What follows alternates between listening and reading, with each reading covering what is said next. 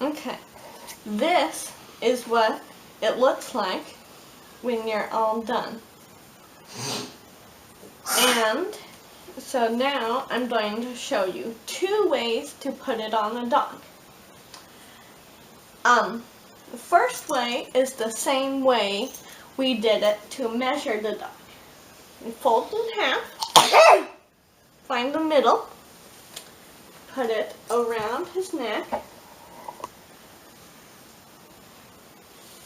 cross the ends, go under his belly, cross, but keep the ends together, come back up through the part that was around his neck, cross again, go back,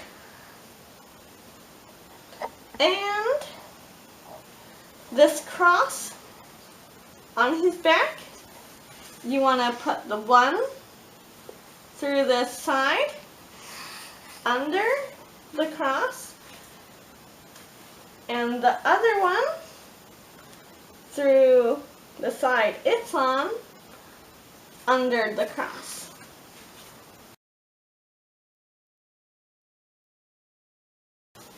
Another way is you fold in half, you go under his tummy, you cross the pieces so you have a cross on his back, around his neck, cross again,